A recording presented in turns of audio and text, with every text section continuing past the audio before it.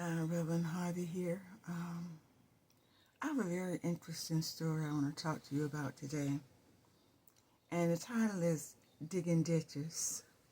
So let me give you some of the background. Mordecai in the Bible, a Bible person, raised his cousin. Her name was Esther. Her parents had died. And him being his nearest relative, he took her in and he raised her. Well, it just so happened at this time, the king was looking for a new wife. And Esther was among the women that was presented to the king to become his wife. Now, Esther was of Jewish descent, Jewish heritage. She hid her heritage at this time. And she did so because Mordecai told her to do it. So for 12 months, while she was with the other women, Mordecai would check on her every day. So Esther was taken to the king, and the king was pleased with her, and he chose her to be his wife. In the meantime, Mordecai learned about a plot to kill the king. Upon hearing this, he told Esther. And Esther went and told the king about the plot. And she told the king that it was Mordecai who told her about the plot to have him killed. Now, this is kind of a long story, so you got to bear with me. And I'm going to be as patient as I can to be sure that I don't make any mistakes, okay? So here's what I want you to keep in mind. So we're talking about Esther. We're talking about Mordecai. We're talking about the king so far, right? We're talking about how the king was looking for a wife. And among the women, Esther was taken to the king. We have already heard that Mordecai checked on her every day. But while doing so, Mordecai also overheard a plot to kill the king, right? So you with me? Stay with me, okay? So then, after he heard this, he told Esther. Esther, in turn, told the king and told him where she got the information from. Okay, so you with me? All right, so here we go. Keep it in mind because it's very important later. The king did an investigation. And the plot was revealed. And after this, the king hung those men who were found guilty of trying to plot to kill him. So the king had those men hung. Now, during this time, another character is entering. So after this, the king promoted Haman, making him higher than all the princes. All the king's servants were to bow down to him by the king's command. In other words, he was promoted by the king. And the king, they make a decree back in that time that this was a man who was a privilege of authority. And when people see him, they were to bow down to him. So, as Haman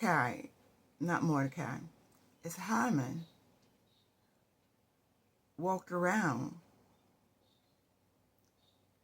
like he was all that, come to find out there was one person who did not bow to him. And that was Mordecai. Mordecai would not bow down to Haman. Mordecai refused to bow. Because to a person like Mordecai, who was Jewish, Haman was not God. And to the Jewish people in Mordecai, you only bow in reverence to God, not man. So as time would go on,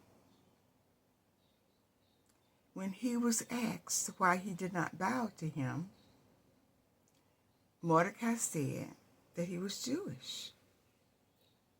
Haman was filled with rage because of Mordecai's refusing to honor him.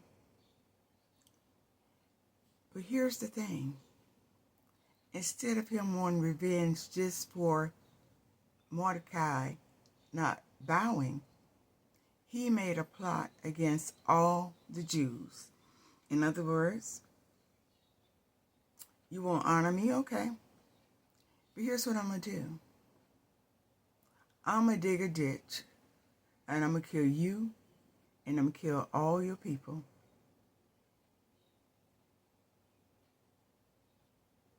Beware of people and authority. Beware of those in authority. Beware. So here's the plot.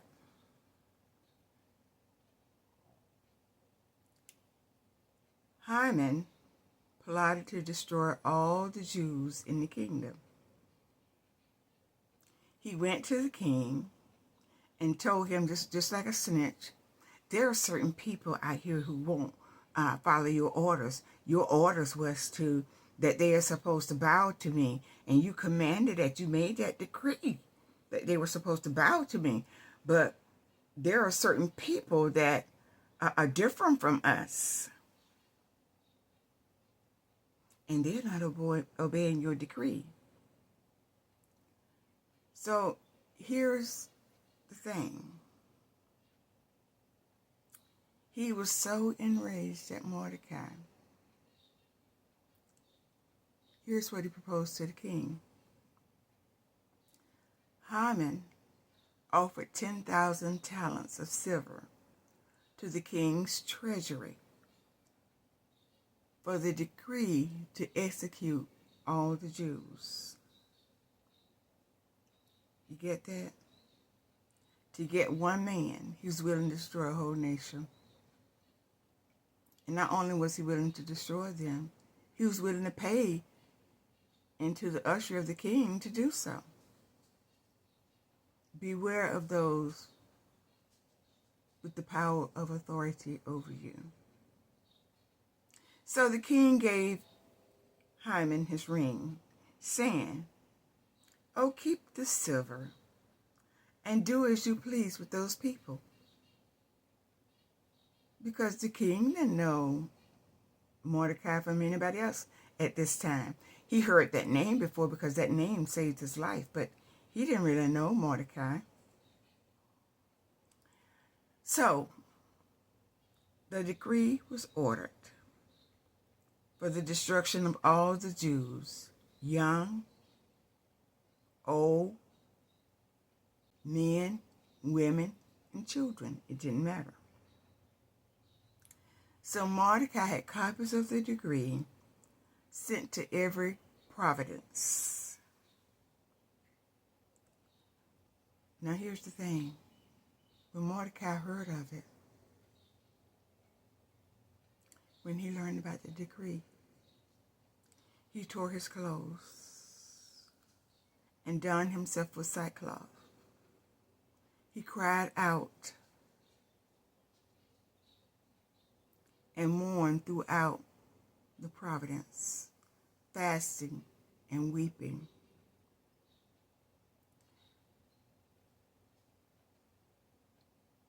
Queen Esther's servants observed Mordecai doing this, and they went and told the queen what he was doing. So Esther, being informed about Mordecai's distress, she sent her servants to him, asking him what was wrong. Mordecai explained everything to Esther's servant: the decree, the money, that was promised for the destruction of all the Jewish people. So in other words, Mordecai laid it out for her. Mordecai urged Esther to appeal to the king on the behalf of her people. Here's the problem. The queen was not allowed to approach the king without him summoning her. She told the servants to tell Mordecai about her predicament. They did that, and he sent her a warning. And this is what he said to her. Don't think you will be spared. In other words, you're Jewish too. If they kill us, they're going to kill you. So here was Esther's solution. Esther sent to Mordecai. This is the message she sent to Mordecai. Gather the people together. Fast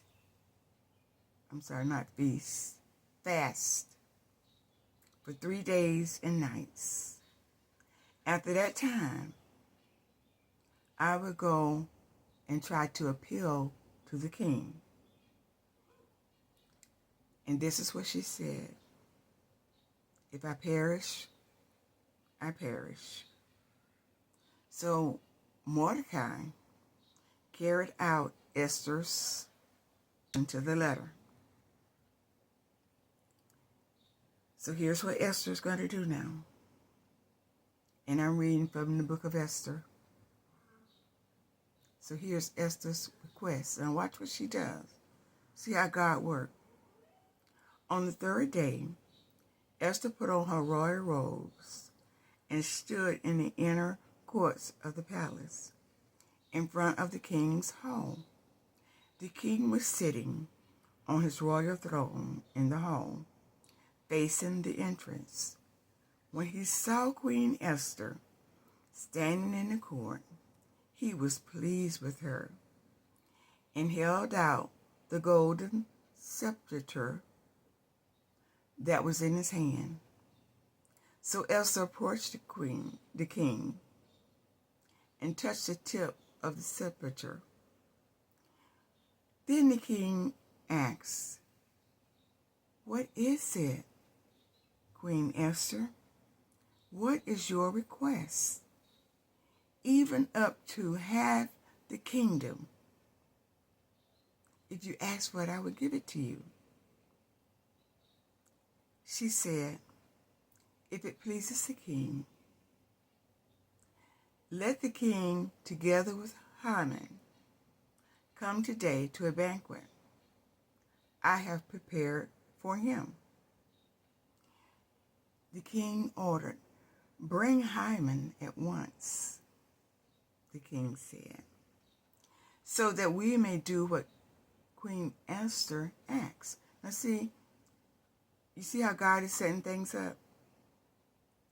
So the Jewish people have already fasted and prayed, right? Just as Esther asked, they fasted and prayed.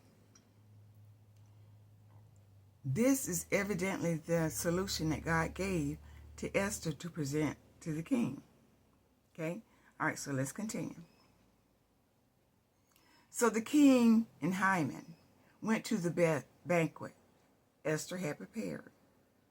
As they were drinking wine, the king again asked Esther, "Now tell me, what is your petition? It will be given to you. And what is your request? Even up to half of the kingdom, I will grant it to you." He loved Esther, and he knew that she wanted something, but he didn't know exactly what. Here's what Esther replied. Stay with me. "My petition and my request is this. If the king regards me with favor, and if it pleases the king to grant my petition and fulfill my request, let the king and Haman come tomorrow, to the banquet. I will prepare for them. Then I will answer the king's question. Okay? So Mordecai set the plot, right? He's already established the plot. So the plot is already out there. Now the solution has been presented, right? Okay, so let's continue. Haman was enraged against Mordecai. Okay, so let's take our time. So Haman went out that day, happy and high in spirits. But when he saw Mordecai at the king's gate and observed that he neither rose nor showed fear in his presence, he was filled with rage against him, even more so than he already had. Isn't it just like people in authority? They want to keep you like an ant down under them, to honor them and bow down before them. So, let's continue. Nevertheless, Haman restrained himself and went home. When he got home, he called his friends and Zareth his wife. Haman boasted to them about his vast wealth, his many sons, and all the ways the king had honored him, and how he had elevated him above all the other nobles and officials. And that's not all, Haman added. I'm the only person Queen Esther invited to accompany the king to the banquet she gave. And she has invited me along with the king tomorrow. But all of this gives me no satisfaction as long as I see that Jew, Mordecai, sitting at the king's gate. In other words, all that he got, all the money, all the wealth, and all the power, and all the authority. He got everything he want, everything he need, but he still ain't happy. He ain't happy because Mordecai won't bow down to him. Do you know the Bible talks about people that they can go home and go to bed, and they can't rest until they get up and do harm, pain, or trauma, or dig a ditch for somebody else? This is true. This shows you right here. All that this man got, he still is not happy. But listen to this. His wife Sarah and all his friends said to him, have a pole set up, reaching to the heights of 50 cubits, and ask the king in the morning to have Mordecai impaled on it. Then go with the king to the banquet and enjoy yourself. Oh, this suggestion delighted Haman. And he had the pole set up. Okay, so stay with me. So here Haman is rejoicing because of his privilege and authority. He goes home and boasts to his wife about his position, his sons, and his wealth, and all this stuff. Then they suggest to him to have a pole set up. And the pole was supposed to be for who? Mordecai, right? Look at what God does. Look at what God. You gotta stay with me because this is an interesting story. Look at what God does. Okay. That night, the king could not sleep. So he ordered the book of Chronicles, the records of his reign, to be brought in and read to him. It was recorded that Mordecai had exposed Bethan and Teresh, two of the king's officers who guarded the king's doorway. And they were the ones who had conspired to kill the king. Look at this and listen to this. So the king couldn't sleep because God troubled his spirit. And then when he had it read to him, events of the past, Mordecai's name came up again. So here's what the king asked. He saved my life. What honor and recognition have we done for Mordecai? Did we do anything for him doing this? The king asked. And the servant said, no, we haven't done anything for him. His attendants answered, now, the king said, who is in the court? Now, Haman had just entered the outer courts of the palace to speak with the king about impaling Mordecai on the pole he had set up. Okay, you got that?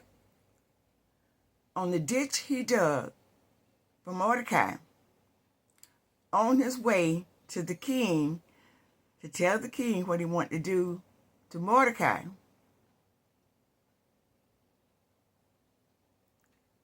This is what's going to happen, okay? So when they looked out, after the king said, well, who's at the court right now? Just so happened that old devil, Haman, was in the court, standing there, okay? Here's what the king said. Bring him in, the king ordered. Now, here's emphasis, so you got to pay attention to me now, okay? When Haman entered, the king asked, he said, what should be done for the man who delights the king? What should be done to honor that man? Now Haman thought to himself, oh, who is there that the king would rather honor than me?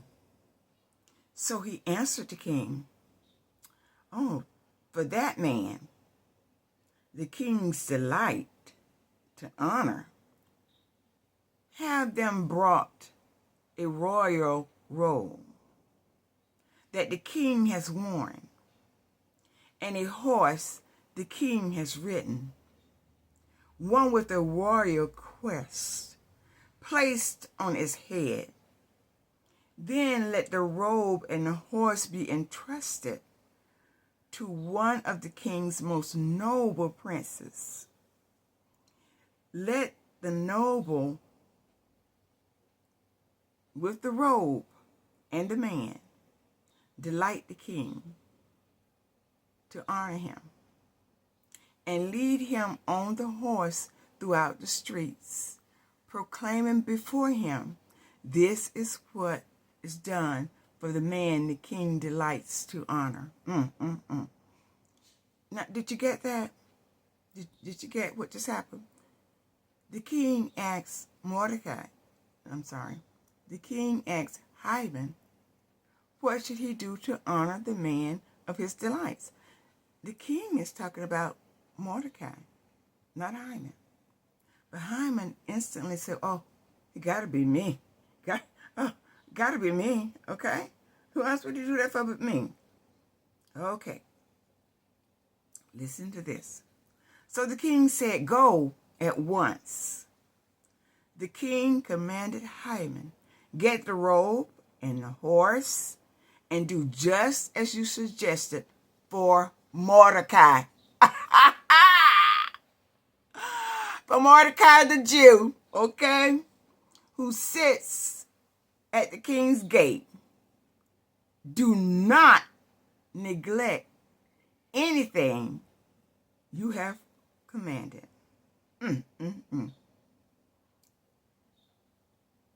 This is your recommendation, and this is what I want you to do for Mordecai. Afterwards, so Haman got the robe and the horse.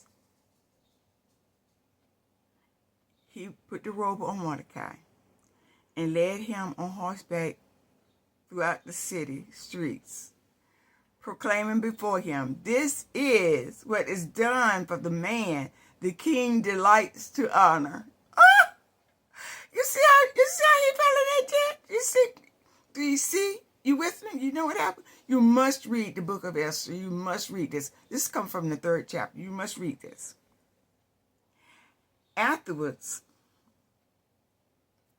Mordecai returned to the king's gate, but Haman rushed home with his head covered in grief and told Zareth, his wife, and all his friends everything that had happened to him.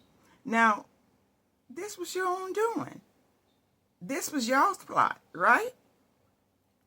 So, his advisors and his wife, Zareth, said to him, and this is how people turn on you.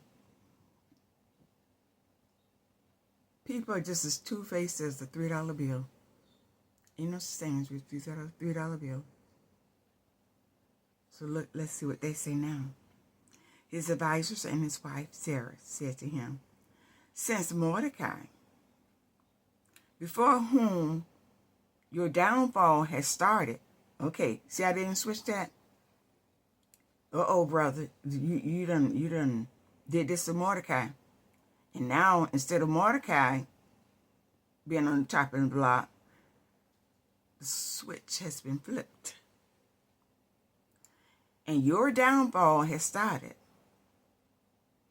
And your downfall is of Jewish origins. You cannot stand. Listen to this. This is what they tell him. You cannot stand against him, and you will surely come to ruin. While they were still talking with him, the king's eunuch arrived and hurried Haman away to the banquet Esther had prepared for them. Stay with me. Stay with me. You got to see what happened. So the king and Haman went to Queen Esther's banquet. And as they were drinking wine on the 2nd day, the king again asked, "Queen Esther, what is your petition? It will be given to you. What is your request? Even up to half of the kingdom, it will be granted. I will give it to you." Then Queen Esther answered, "Listen, if I have found favor with you, your majesty, and if it pleases you, grant me my life." Did you catch that? She said, "Grant me my life. This is my petition. And spare my people. This is my request.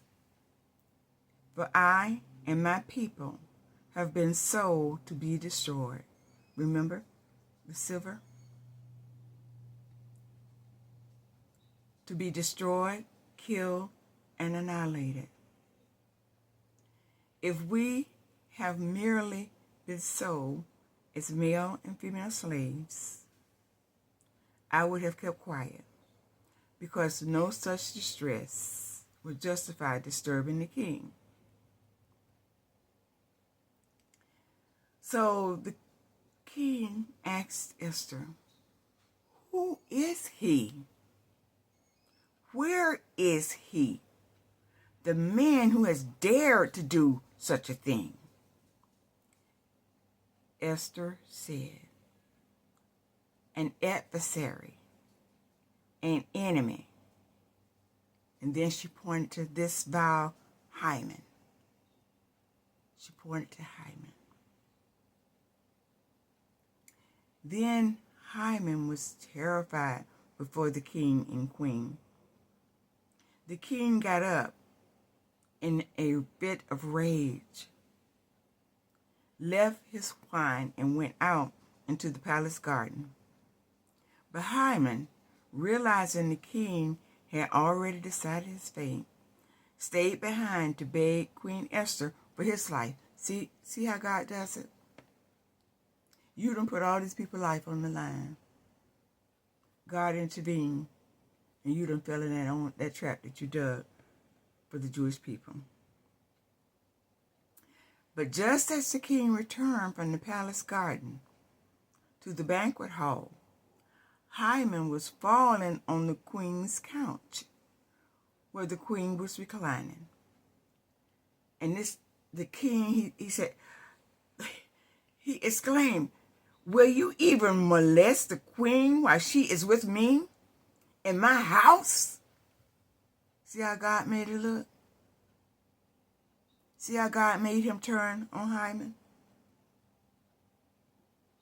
As soon as the words left the king's mouth, they covered Haman's face. Then one of the attending eunuchs said, "A pole reaching to the height of 50 cubits stands by Haman's house. He had it built and set up for Mordecai, who spoke up for the king." Oh my God. Oh my God. Oh my God. Did you see that? You hear that? You see that? The king said, "Impale him on it." So they impaled Haman on the pole that he had set up for Mordecai. Be careful of the ditch you did. Then the king's fury was subsided. Okay? So the gist of the story is, when you dig a ditch, dig two. Because the person you dig the ditch for may fall in it and that person may not. Beware of the people you would try to dig a ditch for, because the Bible says, "Beloved, touched what? Not my anointed." You don't know who's anointed and who's not. We see people, we make judgmental calls, but you don't know what's in that person's heart. People set up evil plots to do things to people that have done nothing to them. Mordecai had done nothing to Haman, nothing to justify him being put to death and the Jewish people being put to death. But evil don't care. The ditch you dig may be the ditch you fall in. Don't fall into that trap. You see what happened to Haman. Beloved, touch not my anointed, and do my prophets no harm. In closing, I say this: Father, let the words of my mouth and the meditation of my heart be acceptable in thy sight, O Lord, my strength and my redeemer. And this concludes this part, this video. I'm Reverend Ruby Ford. Reverend, I don't want to use Ford, so Reverend Harvey. I'm using my maiden name. Harvey is my maiden name, and it's the name of choice. So if I say Ford accidentally, you know me as Harvey. I want you to know me as Harvey. Also, give me a like and subscribe. And if possible, tell me what you think about the story. And also, before I go, read the book of Esther. Take time. It's a very short book. Take your time and read the book of Esther. Be blessed until we meet again. Reverend Harvey out. Love you.